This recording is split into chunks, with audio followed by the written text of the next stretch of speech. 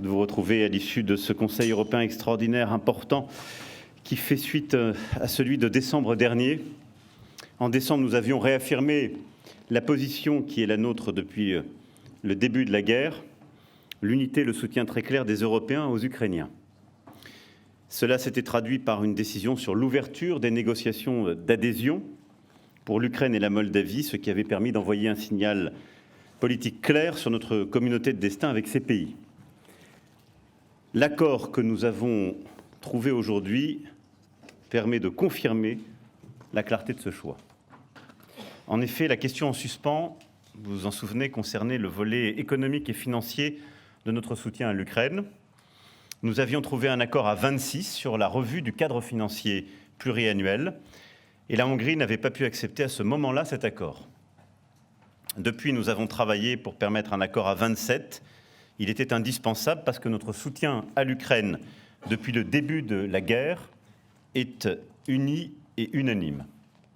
C'est dans cet esprit que nous avons abouti aujourd'hui.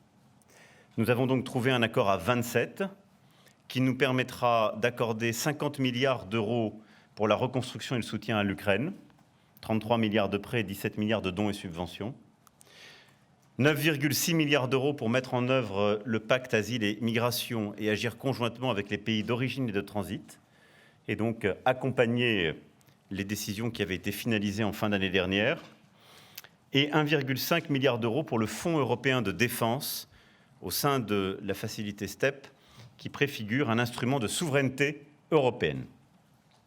Cet accord nous permet donc d'agir jusqu'en 2027 et donne de la prévisibilité à notre soutien à l'Ukraine par un engagement économique et financier dans la durée. Le message est clair, la Russie ne peut pas compter sur une quelconque fatigue des Européens dans leur soutien à l'Ukraine. Le Conseil européen est convenu que la Commission présentera un rapport annuel sur la mise en œuvre de la facilité Ukraine. Sur cette base, nous tiendrons chaque année un débat pour fournir les orientations requises. Et si nécessaire, le Conseil européen pourra dans 2 ans inviter la Commission à présenter une proposition de revue de cette facilité dans le contexte en particulier du prochain cadre financier pluriannuel de l'Union européenne. Le Conseil a également permis de faire un point sur notre soutien militaire à l'Ukraine. Nous prenons des engagements au niveau bilatéral. C'est l'un des objectifs de mon prochain déplacement en Ukraine. La France fournit à ce titre, vous le savez, des capacités critiques qui peuvent faire la différence sur le champ de bataille. Missiles Scalp pour la défense aérienne, entre autres, canon César pour ce qui est de l'artillerie. Et au-delà de ce soutien bilatéral, notre soutien doit se poursuivre à l'échelle européenne également. C'est là aussi une question de cohérence qui a été ce matin réaffirmée de manière très claire. Pour cela, nous devons nous doter d'instruments européens qui permettent de préserver la solidarité européenne et la pérennité de l'effort vis-à-vis de l'Ukraine. C'est le cas de la facilité européenne de paix que nous devons continuer à mobiliser et à faire évoluer vers une logique de production et d'acquisition conjointe. Le haut représentant a fait des propositions utiles qui ont été validées et qui vont nous permettre d'aboutir. Et en février, la Commission reviendra sur la stratégie européenne en matière de défense et le programme d'investissement associé. Au-delà de cela, nous avons souhaité avancer sur les coalitions capacitaires. Le 18 janvier dernier, la France a abrité une réunion importante de la coalition artillerie que nous coprésidons avec les États-Unis d'Amérique et qui a permis de mobiliser de nombreux pays pour coordonner les efforts de production, de livraison, de dons, de tout ce qui touche justement l'artillerie et sa présence en Ukraine. Ces efforts doivent en effet aller de pair avec le renforcement de la base industrielle et technologique de défense européenne. C'est la raison pour laquelle nous devons assumer une préférence européenne, que ce soit dans la facilité européenne de paix transformée ou dans les futurs instruments. Là-dessus, nous aurons l'occasion de revenir lors du prochain Conseil européen. Nous devrons trouver les moyens financiers et budgétaires de garantir ce soutien. Nous avons franchi une étape importante en décidant de séparer les intérêts des actifs russes immobilisés. La deuxième étape sera maintenant de décider la manière d'utiliser ces intérêts et leur affectation. Et là aussi, nous aurons l'occasion d'y revenir. Ce Conseil a permis également un échange sur la situation au Proche-Orient. Il est aujourd'hui plus que jamais indispensable d'avancer sur les volets humanitaires, sécuritaires et politiques de la crise. Dans ce moment critique, L'objectif de la France, c'est d'accélérer le cessez-le-feu à Gaza, d'obtenir la libération de tous les otages et de prévenir une dangereuse escalade régionale. C'est le sens des efforts que nous déployons aujourd'hui auprès de tous nos partenaires, en particulier au Moyen-Orient. Je considère que c'est aussi ce qui doit nourrir une véritable offre européenne de paix et de stabilité pour tous dans la région. C'est également le sens de l'initiative européenne que nous sommes en train de finaliser en mer Rouge. Enfin, ce Conseil a été l'occasion d'un échange approfondi sur la situation agricole européenne. J'ai pu également avoir un échange avec la présidente de la Commission européenne, aujourd'hui, comme je l'avais eu ces derniers jours et depuis plusieurs semaines. Nous vivons en effet une crise agricole en Europe, et ce depuis de nombreux mois. Après les mouvements importants aux Pays-Bas, en Allemagne, maintenant en Belgique, Roumanie, Pologne, France, nous voyons partout en Europe des mouvements importants monter de contestation. Ceci arrive dans un contexte, et pour ce qui est de la France, sur lequel je voulais revenir après que le gouvernement a pu s'exprimer et que les principaux responsables syndicaux ont demandé la levée des barrages qui avaient été organisés. Nous avons beaucoup fait ces dernières années, en particulier depuis 6 ans, pour notre agriculture en Europe et en France. D'abord en défendant une politique agricole commune, qui, je vous le rappelle, il y a quelques années, n'était pas acquise. Tout le monde la voyait à la baisse, tout le monde. Tout le monde pensait que la conséquence à la fois du Brexit et du contexte ferait baisser les montants de la PAC. Nous nous sommes battus, nous les avons maintenus, ça représente environ 9 millions d'euros par an. 9 milliards d'euros par an, pardon.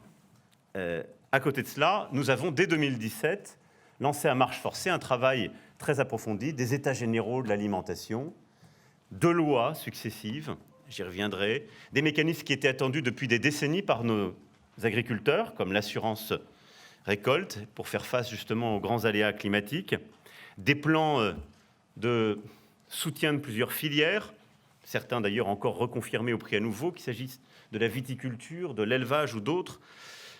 Nous avons profondément modifié nos équilibres. Sans cela, il est sûr que la situation serait beaucoup plus grave.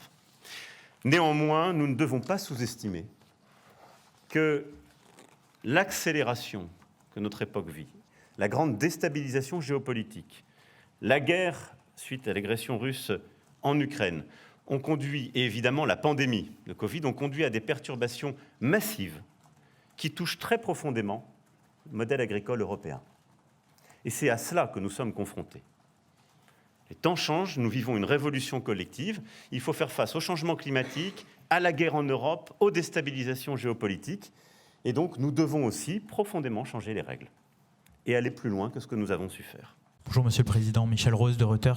Une question sur le Mercosur. Vous nous avez dit être contre cet accord, mais la France n'a pas de droit de veto.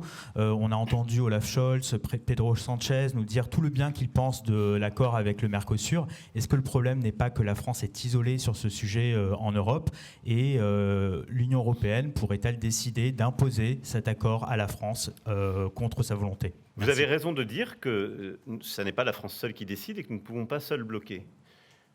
Mais ça fait 7 ans qu'on me dit ça et je constate que quand même à chaque fois qu'on a élevé la voix et qu'on a montré les incohérences, on a été suivi. Et je me félicite que, parce qu'on a élevé la voix, parce qu'on a montré les incohérences, alors même, vous le savez bien, plusieurs d'entre vous d'ailleurs l'avaient écrit, et c'était vrai, le vice-président de la Commission se rendait sur place pour signer, on le savait tous. Il n'a pas signé, il a levé le stylo, parce qu'on a été entendu. Et donc, moi, je ne suis pas contre les accords commerciaux par définition. Je suis simplement contre le libre-échange quand c'est la loi de la jungle. Ce n'est pas ma vision des choses. Je ne partage pas, c'est d'ailleurs parfois étonnant, comme quoi, toujours des leçons de politique, que c'est des gens qui sont toute famille politique qui n'étaient pas forcément les plus ultralibérales, mais qui défendent des accords dont les sous-jacents sont totalement ultralibéraux. Parce que si on dit on est pour ouvrir, mais on ne respecte pas les mêmes règles, je ne suis pas pour. Et donc, je pense que nous ne pouvons pas demander aux producteurs européens d'accepter à marche forcée de respecter plus de règles et dans le même temps de continuer de négocier des accords de libre-échange comme on le faisait dans les années 90. ce qui est exactement le modèle du Mercosur. Nous sommes pour des modèles de négociation commerciale, comme on l'a fait avec la Nouvelle-Zélande, avec le Chili par exemple, de nouvelles générations qui sont cohérentes avec cette nouvelle politique agricole que j'évoquais, qui consiste à dire on demande et on impose des règles à nos producteurs pour émettre moins de CO2, pour avoir moins de pesticides, pour respecter la biodiversité. Ils le font, parfois ça crée des tensions. Pour faire ça, on investit, ils investissent, ça leur crée des coûts, ça prend de l'argent du contribuable. Si à côté de ça, vous enlevez les tarifs et les quotas à des produits qui viennent de pays qui n'appliquent pas ces règles, on marche sur la tête.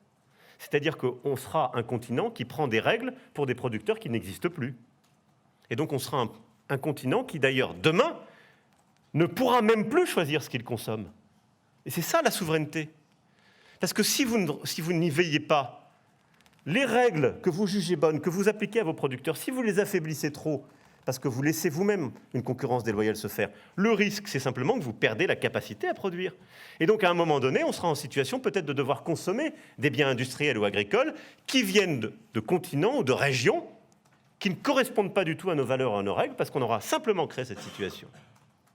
L'Europe a les meilleurs standards du monde en matière de décarbonation, en matière de phytosanitaire, en matière de pesticides, etc. Les meilleurs standards au monde. Pause. On applique, on investit, on aide. Mais à côté de ça, on est intraitable sur le caractère loyal de la concurrence. Il faut que ce soit honnête. Sinon, on va paumer tout le monde. Et pour que ce soit honnête, eh bien, il faut qu'à chaque fois qu'on négocie avec d'autres, on leur dise « on veut pouvoir contrôler vos modes de production pour s'assurer que ce sont les mêmes que nous ». C'est du bon sens. Et après, il faut choisir. Moi, je pense que si nous faisons ça, on peut continuer d'embarquer nos industriels, nos agriculteurs. Si on ne fait pas ça, on va les perdre.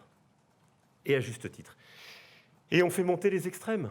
Alors après, on peut tous dire c'est terrible, les extrêmes montent. Enfin, si on prend des décisions qui ne sont pas compréhensibles. Donc, vous savez, moi, je suis pour l'écologie du bon sens et l'Europe du bon sens. Ça aide beaucoup.